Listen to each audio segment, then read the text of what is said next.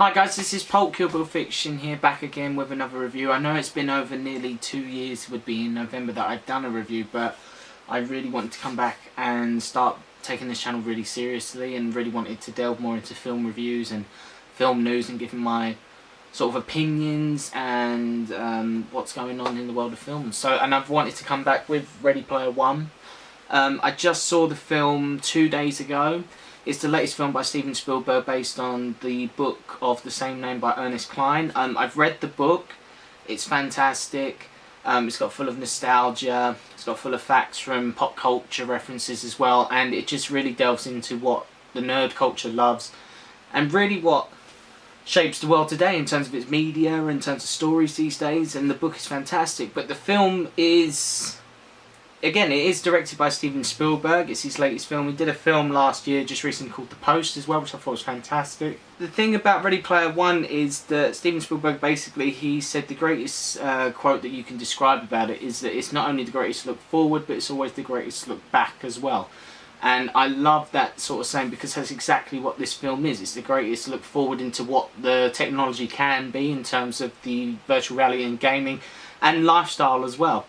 But it's also a great look back in what's come before, but not in just stories and what the way we lived and how things work, and it's a great way to look at it. So the story follows Wade, who is basically a young kid, and he is a gamer in this world called the Oasis, which is built by James Halliday.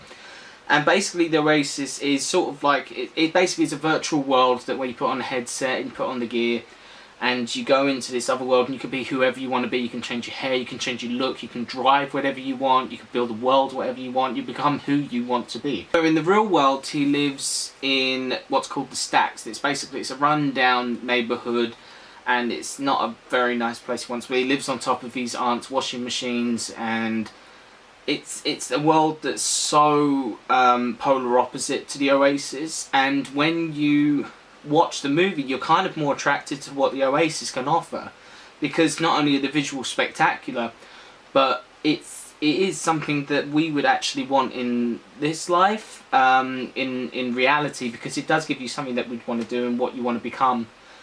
But also the film actually, you know, gives you consequences about that, like why we shouldn't have this and what technology is doing, and it does suffer consequences of that. The main narrative is basically, if you had to compare it, it's basically, you can compare it to Willy Wonka in terms of there's a challenge that these people have set, and the reward is total control. And what James Halliday has set is the same as the book, is there 3 keys set out in 3 secret locations around the Oasis, and these people have to find those secret locations to get the 3 keys, to get the ultimate Easter egg, which is basically control over the Oasis.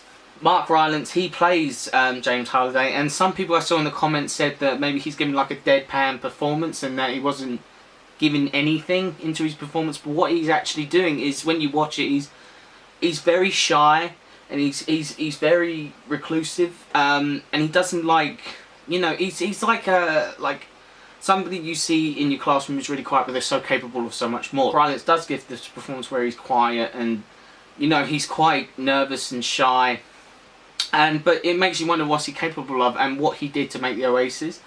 And along the way you learn that basically he's made loads of regrets, and those fix into the narrative and to the different secrets and where the keys are and everything like that. And it is really interesting because you delve way more into his character through other characters with Wade and everyone else. So it is a really interesting way to find out more about his characters through other characters, and I thought that was quite interesting.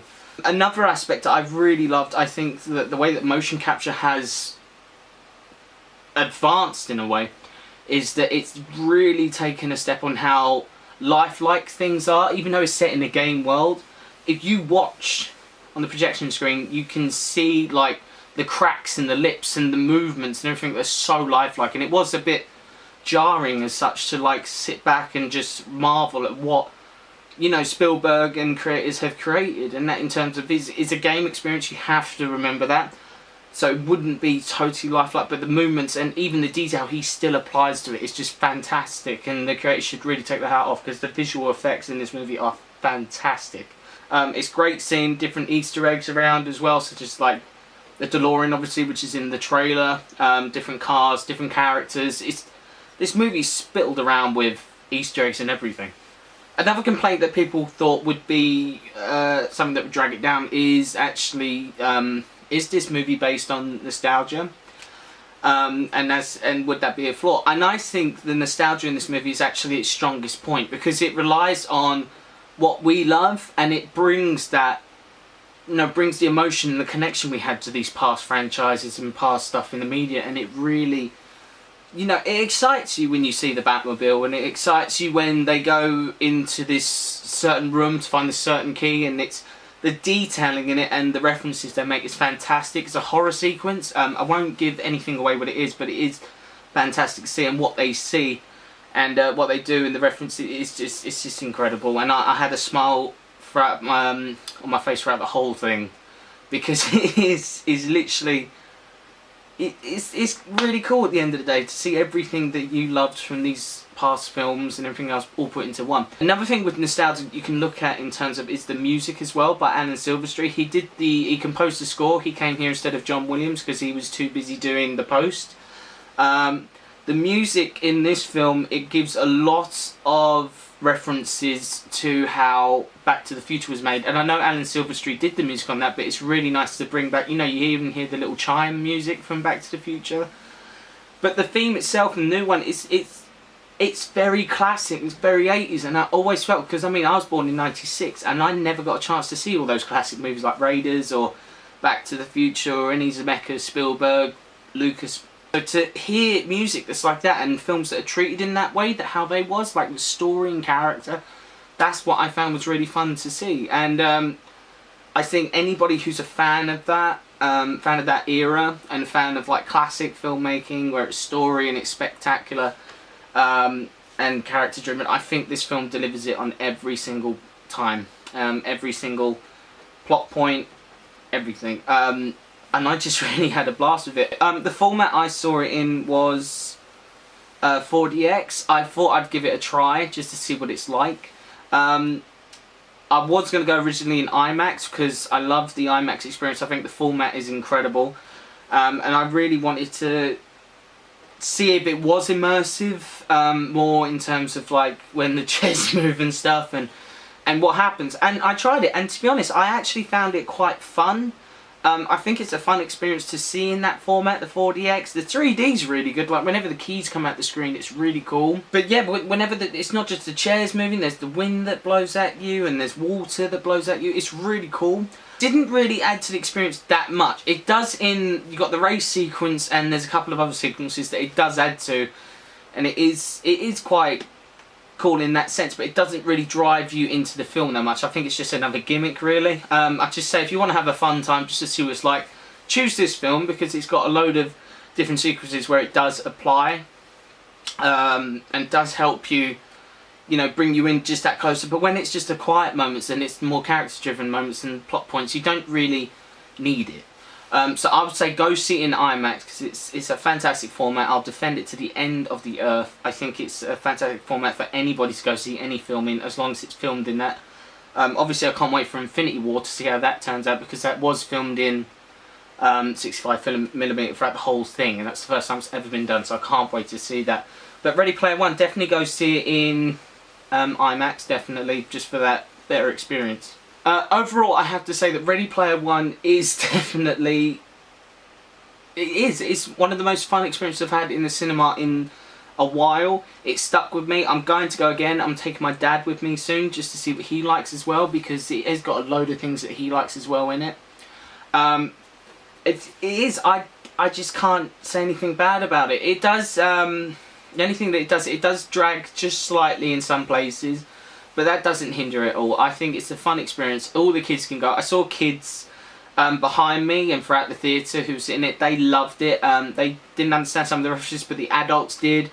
And it's just, it is a great experience just to see and relive moments that you loved before, from the movies you loved before, up until like new things today. And it's a great merge of all those franchises and media, but also telling a really just nice story, and and basically teaches us what we can do in our life to make sure we don't make mistakes. And it's all about regret, basically. I think that's the key theme in this movie is just what regrets we make in life. I'm going to give Ready Player One, I'm going to give it a 4 kills out of 5 bills. I love the movie. I think it's a great experience. I need to see it a couple more times just to get all the Easter eggs in, because there's so many references. It's crazy. But yeah, definitely go see this movie in the large format. It needs to be shown in the theatre. It needs to be seen, not at home. And I can't wait to go see it again, actually. So go see it right now. It's fantastic. And read the book as well. It's so different from the book in terms of what they do, but the key message and what happens at different plot points, like with the keys and everything, it's all the same. But you don't mind it when you're watching the movie because it makes sense. And it's a great... It's just great storytelling. That's what it is. And it's great characters, and I just loved every minute. So again, I can't wait to go see it again. So much for watching, guys. I can't wait to come back again to do another review. I'm going to do another one on Tomb Raider because I just watched that before this one, and I want to kind of get my point across with that one. And then the next review I'm probably going to do is A Quiet Place as well, which I cannot wait to go watch. I'm going to try and watch that tonight. But yeah, thank you for having me. Ready Player One, go see it, definitely. Subscribe to my channel, like it.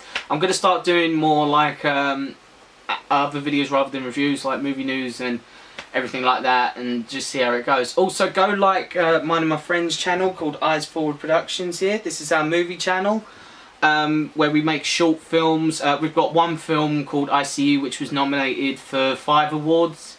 And it's been shown at different film festivals and everything, so I'll put the link in the bio as well, and you can see all the other films. There's one I directed as well called Conway. There's all different genres that we make, and we're currently making another one at the moment. But yeah, go check us out on there as well. But again, thank you very much, guys. Until next time, thank you very much.